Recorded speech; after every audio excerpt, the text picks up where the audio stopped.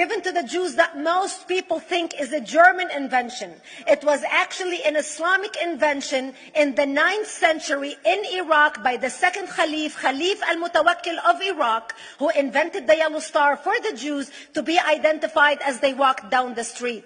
Because Jews were considered najis, if a Muslim man or a Jew walked on the same side of the street, the Jew had to cross the other side so the Muslim man can walk, so he's not dirtied by the filth of the Jew.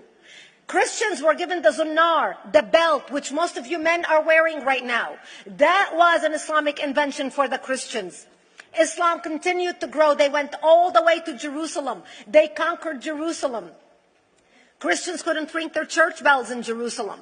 The Pope in Rome in 1090 told the Christians, how could you sit idly by and allow your brethren to suffer like this in the Holy Land? You need to go liberate the Christians. You need to go help the Christians.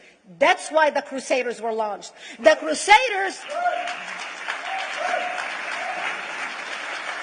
Crusaders were not launched because they just felt like waking up in the morning and going and converting a bunch of Muslims or beheading them. The Crusaders were launched to liberate Jerusalem. And they were able to liberate Jerusalem for less than 100 years before Salah ad-Din al-Ayyubi, Saladin, took it back, and Jerusalem remained under Islamic control until 1967, when the State of Israel liberated Jerusalem, where Christians, Jews, and Muslims could pray under the same sky.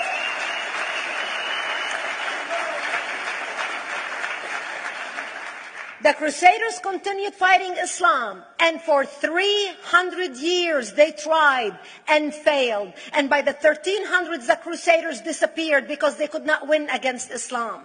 Islam continued to expand. They went all the way to Central Europe. They went all the way to China. They went to India. They conquered Spain. They changed the name of Spain from Spain to Andalusia.